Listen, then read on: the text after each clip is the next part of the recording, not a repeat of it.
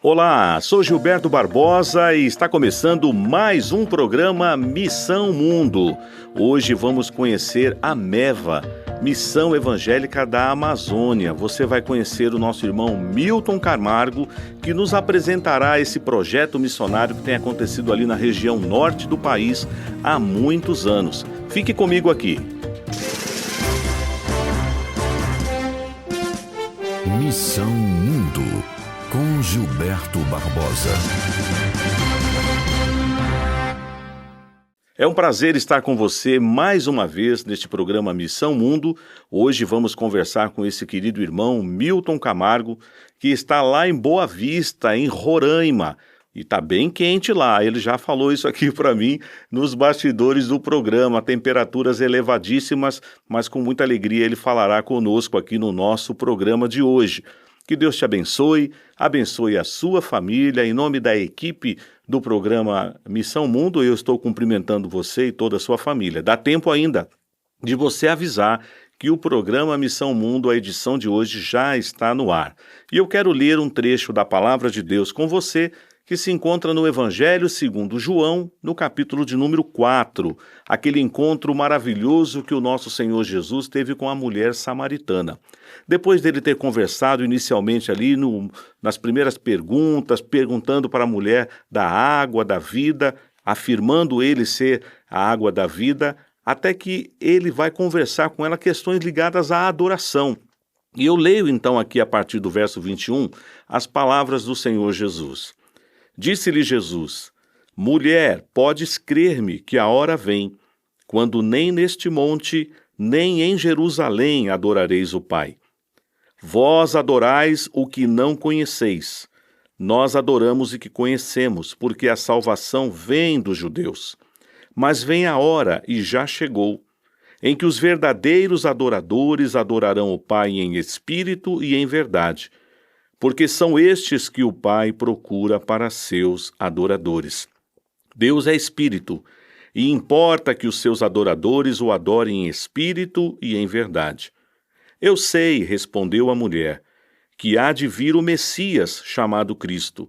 Quando ele vier, nos anunciará todas as coisas. Disse-lhe Jesus: Eu sou, eu que falo contigo.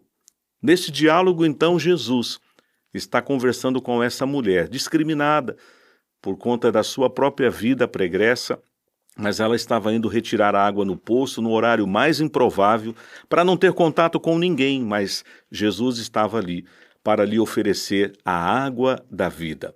Agora, há uma frase que me chama a atenção e você entenderá o porquê do meu destaque. É o que vamos conversar hoje com o nosso irmão Milton Camargo aqui no programa. Existe uma expressão aqui no verso 22 que diz assim: Vós adorais o que não conheceis. Algumas pessoas têm afirmado que todos nós temos um coração adorador, mas alguns adoram aquilo que não está correto. E quando nós estamos trabalhando entre os indígenas, isso é um desafio.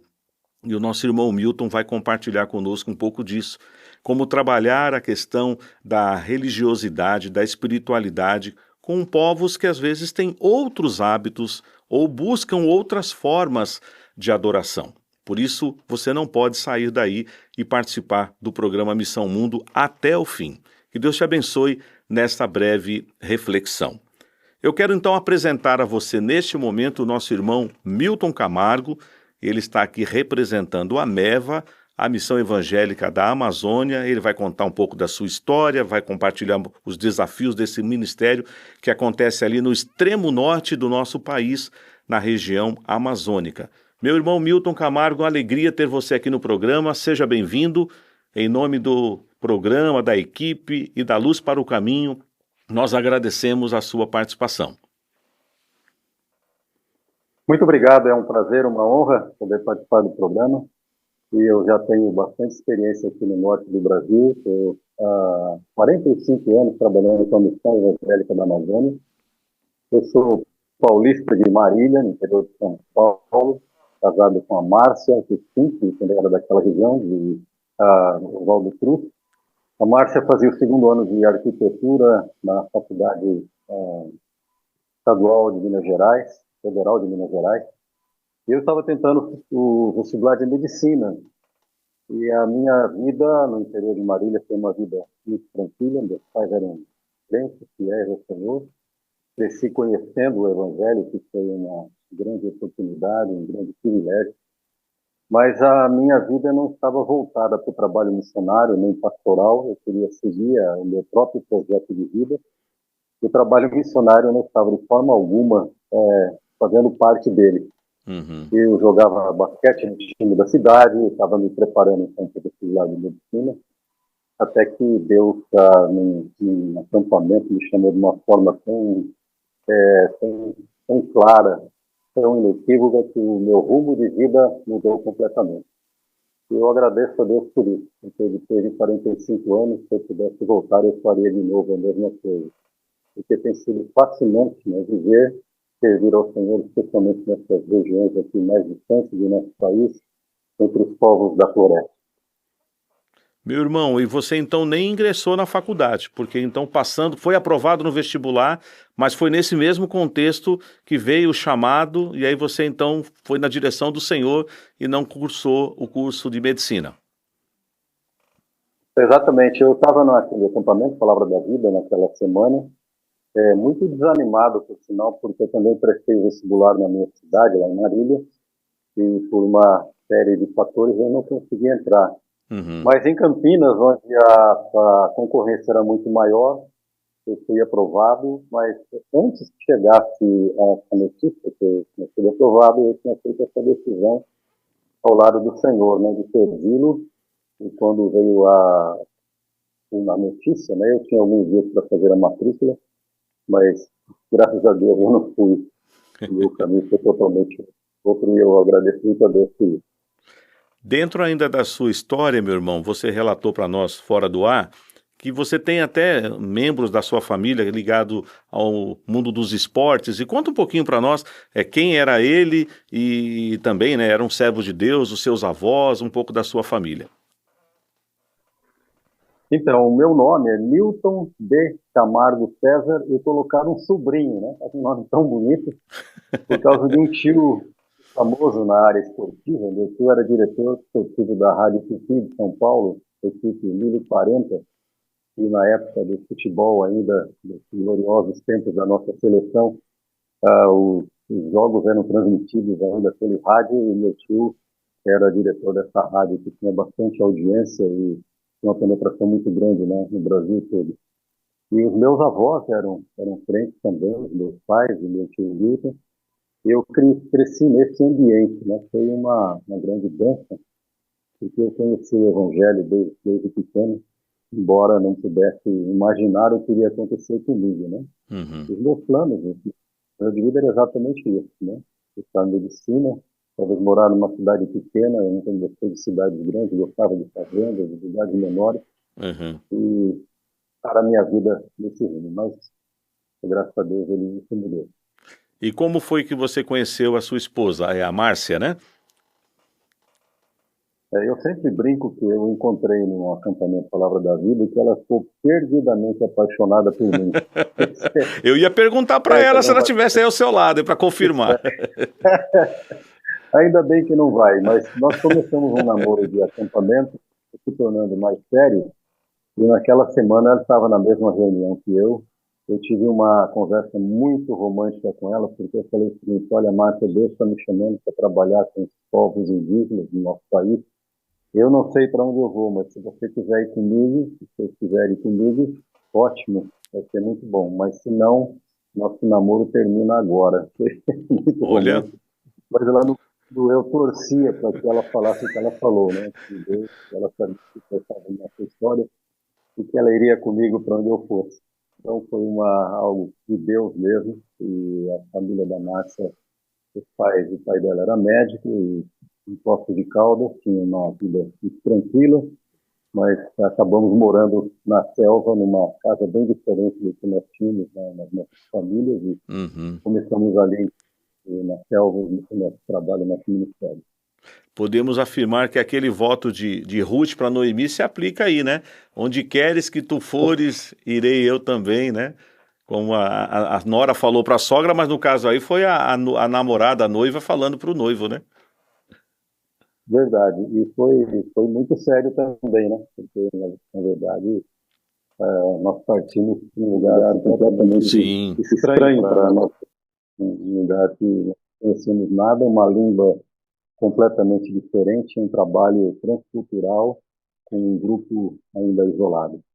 e na época, há 45 anos atrás, meu irmão, você, além da formação que você teve, depois, não sei se você fez algum curso mais específico para o trabalho entre os indígenas, quanto tempo se deu entre o preparo e a sua ida definitiva para o local? E você está na mesma região há 45 anos, desde da sua saída de São Paulo?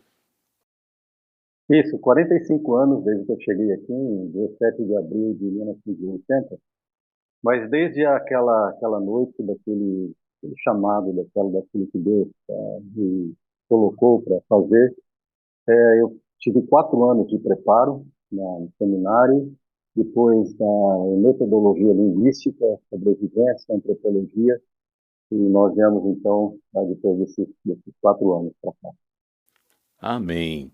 Olha, você está vendo então um pouquinho da história, da biografia desse querido irmão, nosso irmão e amigo Milton Camargo, compartilhando como Deus trabalhou em seu coração. Às vezes, isso acontece com muitas pessoas. Você faz um projeto de vida, carreira universitária, ele, no caso, estudante e pretendendo fazer medicina, mas o Senhor tinha outros planos para o seu servo e depois ainda juntamente com a sua esposa. E há 45 anos ele está servindo ao Senhor ali naquela região mais distante de nós, aqui da região sudeste, no norte do Brasil. E eu quero agora, irmão Milton, aproveitar e temos um vídeo institucional da MEVA que nós vamos compartilhar com os nossos irmãos que estão assistindo o programa Missão Mundo de hoje. E neste vídeo, então, você terá uma oportunidade de conhecer um pouco desse grande e lindo trabalho que tem sido realizado ali há muitos anos naquela região entre os indígenas na Amazônia. Fique agora com esse vídeo institucional da MEVA.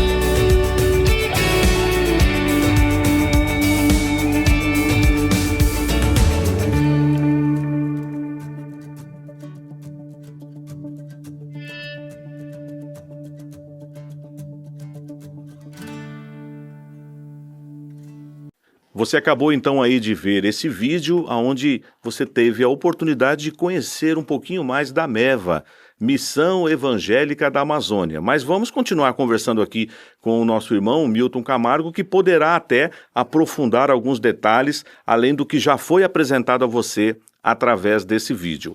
Meu irmão, quando você chegou na MEVA, né, nesse projeto lá 45 anos atrás, ele já existia. Já havia esse trabalho antes. Você pode compartilhar um pouquinho, além do que já foi passado no vídeo, da história da MEVA? Sem dúvida. Na verdade, o trabalho da MEVA, como Missão Evangélica da Amazônia, começa há 65 anos. Era um trabalho que já existia, já alcançava alguns grupos, né? E ela veio, então, se desenvolvendo, se transformando numa missão brasileira. Ela tem uma origem americana e ela, então, foi se nacionalizando. Um professor, foi professor nosso do seminário, que foi o fundador da missão. Ele divulgou o trabalho da MEVA, que era bastante desconhecido na época, e começaram vários alunos a virem aqui para o norte do Brasil, conhecendo o trabalho da missão, e a missão foi se nacionalizando. Então, hoje, toda a liderança é brasileira e a maioria, tem poucos remanescentes ainda daquela época. Mas, então, essa região aqui era completamente desconhecida, né? Não, difícil imaginar o que seria a região amazônica há mais de 60 anos. Isso provocou muitas dificuldades, né? A maioria das aldeias, até hoje, só são alcançadas por aviação e tinha um avião atuando nessas áreas aqui desconhecidas, muitos problemas políticos, né? O que esses americanos estão fazendo aqui, até que nos tornamos conhecidos e respeitados, né, pelo trabalho que realizamos. Por mais de 50 anos, a missão também prestou atendimento na área de saúde. O Estado era ainda bastante ausente nessa região, e toda a parte de saúde era realizada pela missão nas áreas onde a gente atuava. Então, era um gasto muito grande na parte de medicamentos, de transporte de pacientes mais graves para a cidade, mas tudo isso era feito através da missão, sem nenhum ônus para o governo. E a missão, então, foi, durante esse tempo todo, continuando o seu trabalho, até que o Estado assumiu o trabalho de saúde, também de educação, né? Dentro do trabalho missionário, uma grande quantidade, quase todos nós somos linguistas de formação, de prática, e criamos as ortografias das línguas, quase todas as línguas aqui do norte do Brasil, especialmente dessa região aqui em Roraima, e confeccionamos as cartilhas e os símbolos foram alfabetizados então nas suas próprias línguas maternas, né? Logicamente não poderia ser diferente, uma vez que o português era totalmente desconhecido. Existem grupos mais próximos da cidade que falam português, já têm acesso à Bíblia em português, mas uma grande parte ainda precisa de traduções bíblicas e o conhecimento de português ainda é muito pequeno para coisas abstratas, né? E especialmente na área onde nós estávamos, que era monolíngue, e continua monolíngue até hoje, houve a necessidade de aprendermos o dialeto, a língua daquela região. Então, e o conhecimento da língua indígena não pode ser só o conhecimento superficial ou supérfluo, porque chega uma hora que a gente tem que explicar que no princípio era o verbo estava com Deus, o verbo era Deus, que Cristo desafio, hein? Pelos nossos. Então, foi um trabalho que exigiu muito esforço de todos nós, missionários transculturais, para que aprendêssemos a língua de uma forma fluente, para que o evangelho fosse transmitido dentro da língua, da gramática correta, especialmente dentro da própria cultura, para que ele fosse relevante, porque o evangelho é relevante, ele é o poder de Deus para a salvação de todo aquele que crê, em qualquer lugar do mundo, em qualquer cultura. Mas exige um conhecimento da língua, da cultura, da cosmovisão, daquilo que é importante, para que ele tenha o efeito necessário dentro de uma realidade tão diferente da nossa. E até uma curiosidade minha, talvez seja dos nossos irmãos também, a adaptação, Milton, da sua esposa, porque vieram de uma outra região, não sei se você já tinha acesso ou conhecia essa região, porque eu imagino, ainda hoje é uma região assim que tem dificuldade de acesso. Imagina em 1980, como que foi essa adaptação, além dessa questão do desafio linguístico, mas a cultura, hábitos, o clima que é totalmente diferente, né? Nós estávamos falando fora do ar, temperatura aí atual, 45 graus, é uma coisa assim que nos assusta, né? Olha, foi lenta e difícil. Até hoje está um pouquinho mais fresco aqui, não chegou a 40 ainda. Uhum, Então, eu estou até sem ventilador para não atrapalhar a gravação. E sim. tá suportável, né? Mas a adaptação da Márcia, minha esposa, foi mais difícil. Como toda mulher, ela morria de medo de baratas, né? Uhum. E nós tínhamos uma casa feita de madeira, mas era uma casa confortável, com um mosquiteiro, parecia um dorsal, uma cama de princesa, né? E a gente ficava protegido ali dos insetos. Mas com o passar do tempo, a gente percebe que o próprio conceito de segurança é muito relativo, né? Uhum. E o nosso período de vida na selva era muito seguro. A nossa amizade com o povo era muito boa. Nós tínhamos até parentes, né? Eles nos adotaram dentro de famílias, porque naquela região, como é que uma pessoa podia não ter parentes, né? Então eu fui adotado, ela também, e nós tínhamos bastante segurança. E, na verdade, eu fico pensando, eu cheguei de São Paulo recentemente, eu estava em Atibaia, indo para São Paulo para falar e visitar alguém, e enfrentava Fernão Dias, né? Falou, olha, uma viagem da Fernão Dias equivale a uns 6 meses em termos de risco do que morar na mata, comparado a morar na mata. Uhum. Então, trânsitos, caminhões e coisas assim. Então, a gente vai se adaptando. O estudo da língua foi intenso. Eu estudei muito mais para aprender a língua Yanomami do que eu estudei para passar no vestibular de medicina. Tive muitas frases de incentivo, né, dos índios, umas frases motivacionais muito estranhas, por sinal. Por exemplo, uma das coisas que eu ouvia muito no início era assim: Milton Kahoa Udmudir Boró. Isso significa exatamente: Milton, como você é burro, e como você Meu Deus. demora para aprender as coisas, e até as crianças aqui falam essa língua. Mas, apesar das frases motivacionais tão importantes ou tão desafiadoras, na verdade, a gente aprende a língua porque a longanimidade é fruto do espírito, porque além dessas dificuldades, a gramática e a forma como eles constroem as frases e os sufixos e prefixos que mudam a informação sobre aquilo que você está falando, até hoje ainda tem desafios nessa área, né? Mas todos nós nos tornamos fluentes e um conhecimento profundo da língua. Amém. Você pode nos apresentar um pouquinho quem são os indígenas Yanomamis? Tá, o povo Yanomami é um dos, talvez seja o povo, pelo menos aqui no Brasil, mais isolado. Existem alguns ainda no Vale do Javari, mas como um grupo grande, eles são os povos mais isolados ainda na floresta. Área de difícil acesso, só através de aviação. Alguns podem ser alcançados por rios, mas são viagens extremamente perigosas. Boa Vista está mais ou menos a 70 metros acima do nível do mar e quase todas as aldeias estão acima de 600, 700 e até mais do que isso, metros de altitude. E isso torna os rios muito encachoeirados e navegação muito difícil. Eu mesmo quase perdi a vida numa dessas viagens, uma tentativa. Então, a aviação é essencial, imprescindível no nosso trabalho. Ainda hoje, depois de todos esses anos, algumas aldeias, alguns povos, algumas regiões estão bastante isoladas ainda, e o contato com o mundo exterior é bem esporádico, e a gente tem tentado também, de alguma forma, alcançar esse foco. É, claro que pelo fato da Meva já estar aí nessa região há tantos anos, até antes mesmo da sua chegada com a sua esposa, mas certamente, talvez aquilo que seja possível você falar aqui no programa, a gente entende que algumas informações não podem ser passadas, mas os irmãos antes de vocês, ou vocês mesmos, enfrentaram alguma perseguição, alguma oposição, porque nós escutamos muitas coisas dos Yanomamis, mas nós não sabemos se todas elas são procedentes. Vocês enfrentaram ou enfrentam Certo. alguma coisa? Então, o maior problema que tem acontecido nos últimos, talvez, 20 anos aqui tem sido a presença de garimpeiros na área, né? Uhum. E são áreas ainda, como eu disse, isoladas, desconhecidas, e encontraram minério, né, especialmente ouro nessa região. Então, houve uma invasão garimpeira que provocou estragos tremendos, né, entre várias aldeias. com entrada de bebida, de tudo aquilo que é do pior da nossa sociedade, né? Inclusive Uhum. prostituição e tantas coisas que eram completamente estranhas aos indígenas ali.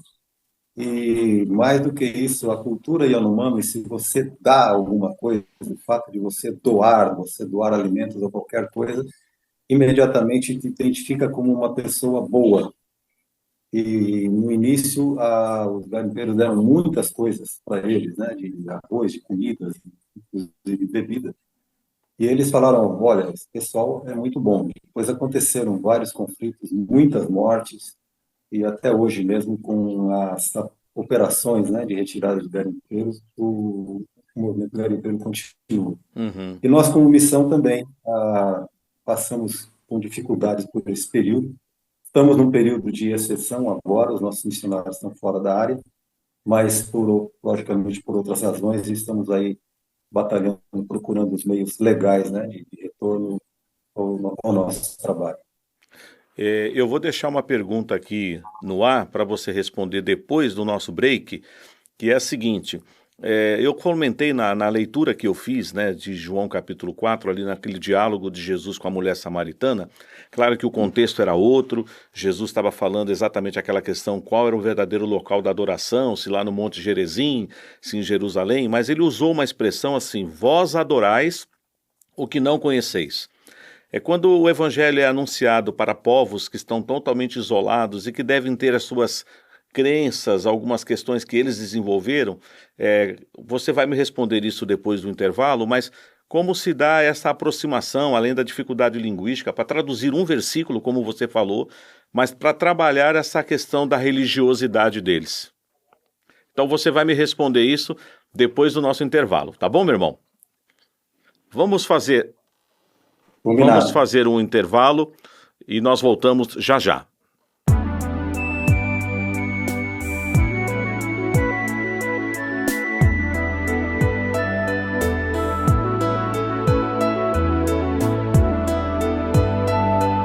Jesus, a fonte das águas vivas. Aquele que tem sede, venha, e quem quiser, receba de graça a água da vida.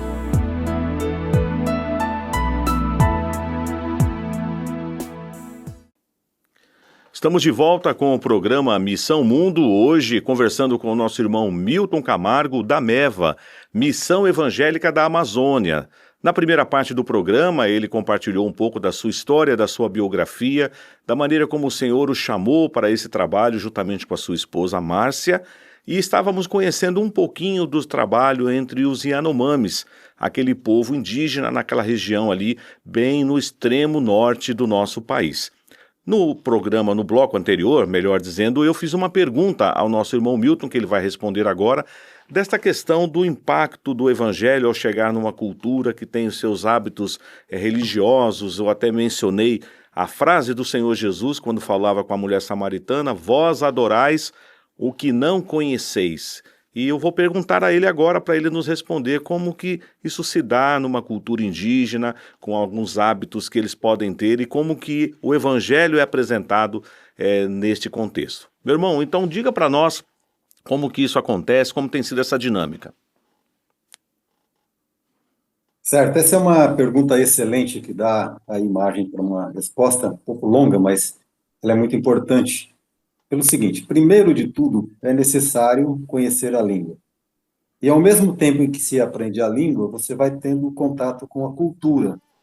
Porque esses povos, seja em qualquer lugar do mundo, ou não somente em tribos indígenas ou grupos isolados, em qualquer país, em qualquer lugar do mundo, você vai encontrar, logicamente, uma diversidade cultural muito grande, vai encontrar uma cosmovisão muito diferente, vai haver alguns tipos de atitudes ou de interpretações que são completamente diferentes da nossa.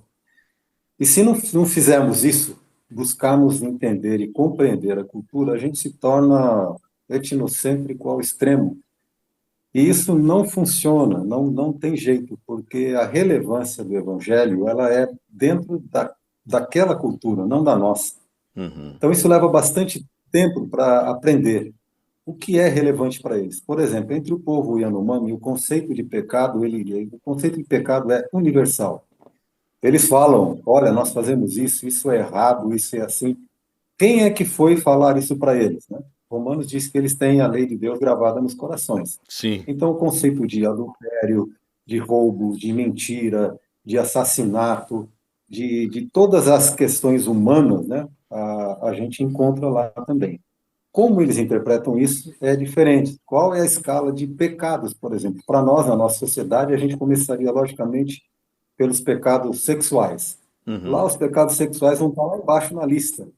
Um dos pecados mais graves entre o povo Yanomami é ser pão duro, é ser sovina, porque a sobrevivência do grupo depende disso, né? Se você mata uma caça, a caça vai ser distribuída dentro de um sistema muito complexo, mas todo mundo acaba comendo pelo menos um pedacinho daquilo que foi caçado. Então, o conceito de generosidade é muito grande. Até eu falei sobre o garimpo, né? O garimpeiro dava as coisas para ele, e, logicamente, essa tinha que ser uma pessoa boa dentro dessa cultura. Então, o conhecimento daquilo que é relevante para eles nos leva a usarmos a palavra de Deus dentro daquilo que é relevante. Isso exige conhecimento. Qual é a expectativa deles e quais são as crenças em relação aos espíritos, às doenças, à própria morte?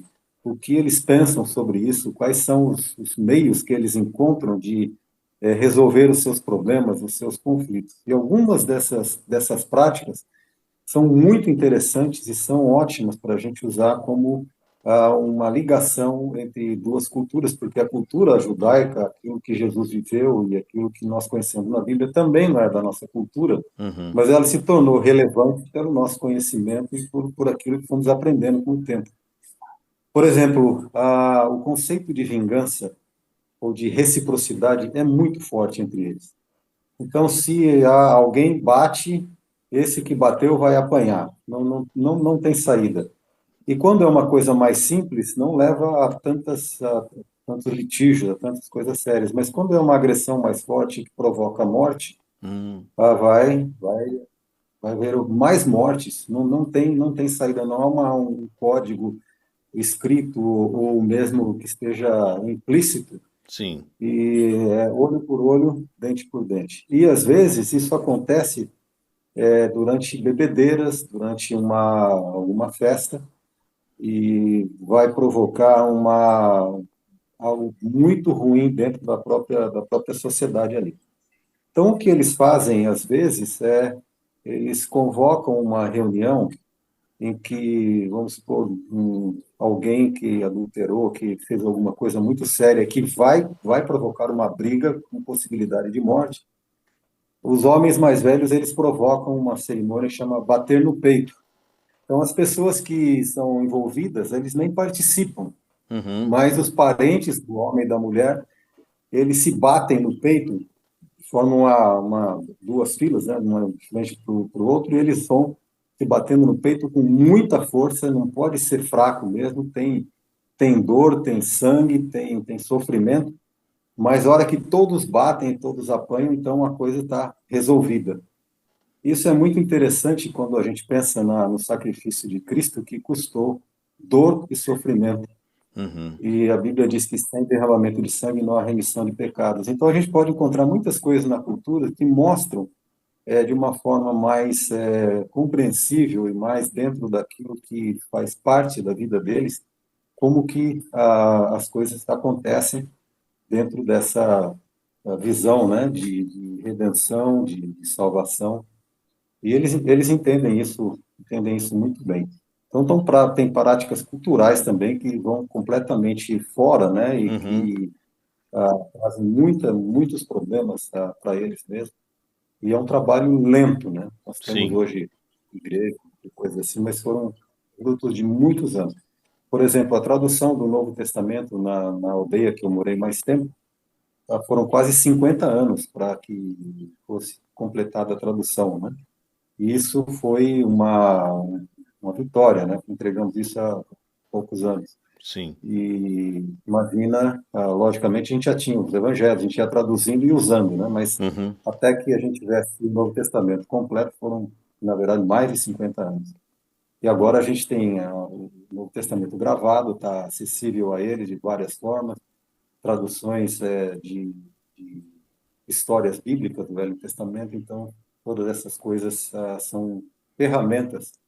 E como eu disse, o Evangelho ele é relevante dentro de qualquer cultura. Sim. Ele continua sendo o poder de Deus para a salvação de todo aquele que crê. Então, Amém. logicamente, a gente tem todas as ferramentas, mas a transformação a gente faz o melhor possível, mas quem transforma é o Senhor, é o É Espírito verdade. Santo que move e mexe corações, e a gente continua. No caso, meu irmão, esses pontos de contato que há na cultura deles com o evangelho, e que certamente Deus foi mostrando a vocês, assim como Paulo, né, lá no Areópago, teve aquela orientação de Deus daquele contexto. Eu imagino que o trabalho para o ingresso no meio deles, utilizando às vezes até uma própria experiência deles, esse conceito, como você falou agora, de dor e sofrimento, quando vocês apresentam a Cristo, o irmão poderia nos apresentar ou um testemunho, um relato, de repente da sua própria experiência nesse trabalhar com eles, a partir da realidade que eles vivenciam e mostrar o Evangelho e fazendo alguma conexão com a cultura deles? Com certeza. Eu tive um amigo muito, muito querido, chamava Shitak Brahe, Miçanga Azul.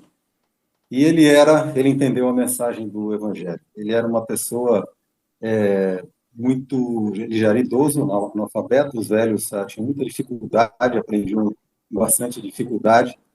E ele ia ao posto missionário fazer, não sei se vai dar para continuar passando um jato aqui em Não cima. tem problema, pode continuar.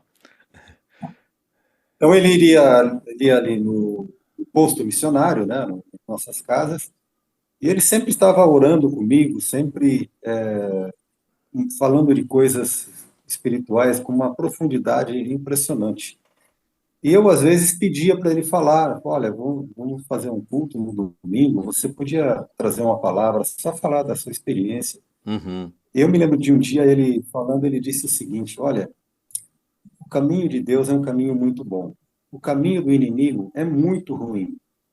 O caminho de Satanás é igual quando você vai caçar porco do mato e você vai seguindo as pegadas até que você entra na parte que tem um capim. É um tipo de capim navalha que tem no meio da selva, e aquilo é horrível para passar. Horrível, uhum, horrível. E quando eles entram naquilo, é desanimador. Ficam, às vezes, horas, né? Com corte, com sofrimento, com dor mesmo, né? Até que uhum, eles possam passar ali e encontrar os porcos. Ele falou, mas o caminho de Deus não é assim. O caminho de Deus é como o fundo do rio limpo, onde o peixe mamone, eu nem sei em português, é um tipo de matrinchã, um peixe muito gostoso. Ele falou assim, esse peixe só come frutas, né, coisas uhum. bem limpas. Ele falou, o caminho de Deus é como o fundo do rio limpo, por onde o peixe mamone vai, e ele tem o caminho limpo. Então, é interessante como, sem conhecimento, logicamente, do que a gente poderia usar em português, ou da nossa cultura, ele usando exemplos assim tão simples e cotidianos, né, que todos entenderam muito bem. E, às vezes, o caminho do maligno parece tão mais fácil, tão mais tranquilo, Uhum. e, no final, a gente entra em questões que vão levar a muito sofrimento, né, como o famoso capim na valha. Quais são os desafios, meu irmão, que a Meva tem encontrado hoje para continuar com esse trabalho já de tantos anos aí nessa região, no extremo norte da Amazônia? Muito bem, uma das maiores dificuldades de toda a história da missão da Neva e de quase todas as missões para esse tipo de trabalho transcultural é a falta de obreiros, né? É Uhum, um trabalho difícil que exige um preparo longo e que tem também as suas características aí bem diferentes, né? De morar numa região isolada, longe da família. Hoje, com o acesso que a gente tem, ficou muito mais fácil, mas ainda assim exige uma ausência, né, de familiares, de pessoas queridas, e também o estudo da língua. O estudo da língua é realmente um obstáculo a ser vencido, Sim. ele precisa ser vencido. Inclusive, a missão tem uma regra, e o missionário ele tem 1 ano para aprender, 1 ano e meio para aprender a língua, ou pelo menos está num nível, a gente divide em níveis de 1 até 5, ele tem que ir subindo de níveis para chegar até o ponto de poder transmitir ou falar qualquer coisa dentro do plano espiritual. Então, às vezes, as pessoas vêm e não conseguem, né? É muita dificuldade. Sim.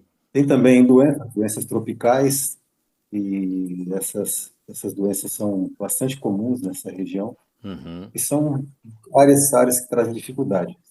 E no momento, né, pela falta de acesso direto às aldeias, tem colegas que estão se preparando para entrar e estão estudando em Boa Vista, né? Tem cursos que a gente preparou, e tem, às vezes, auxiliares linguísticos que estão na cidade, né, indígenas que podem ajudar. Mas para aprender mesmo no nível necessário, é preciso estar convivendo numa aldeia, né?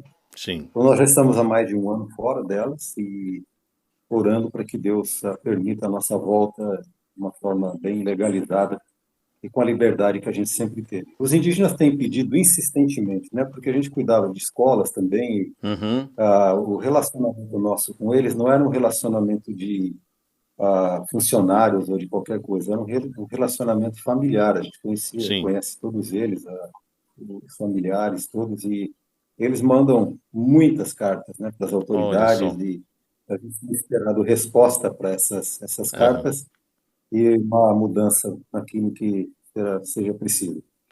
Tá certo, meu irmão. Meu irmão, eu quero agradecer por você ter participado do programa de hoje, nos apresentar um trabalho tão desafiador numa região que talvez muitos assim ficam sabendo pela dimensão que o nosso país tem, né, pela floresta amazônica, mas às vezes não imagina. E irmãos como você, sua esposa e outros que estão servindo ao Senhor 45 anos, são quantos anos aí nessa região? Mas por quê? Porque aí também há pessoas, existem vidas que precisam ser alcançadas com a pregação do Evangelho. E eu queria agradecer em nome da equipe do programa Missão Mundo a sua participação. Um abraço para a irmã Márcia, transmita também a toda a equipe aí da MEVA, e o programa Missão Mundo está à disposição de vocês, para quando for necessário, num outro dia, num outro momento, termos um outro programa com o irmão. Muito obrigado pela sua participação. Eu que agradeço, e realmente é uma honra, foi uma honra ter participado, e que Deus possa usar o testemunho e o programa para a glória do seu próprio nome. Nós somos instrumentos, e nada do que tem sido feito aqui é feito na força humana. Se não fosse ele, nós não teríamos feito absolutamente nada. Nem nós aqui, nem vocês aí. E graças a Deus por isso. Muito obrigado, meu irmão. Este foi o programa Missão Mundo de hoje, conhecendo um pouquinho a história da MEVA, Missão Evangélica da Amazônia. Conversamos com o nosso irmão Milton Camargo, que serve ao Senhor naquele lugar há 45 anos, juntamente com a sua esposa Márcia. Muitos outros irmãos estão trabalhando ali, os desafios são muitos, como ele mesmo trabalhou a questão linguística. Para alcançar aquele povo, precisa-se entender não só a língua, mas os hábitos, a cultura e o evangelho ser semeado entre os Yanomamis. Ore por esse trabalho, ore por esse projeto.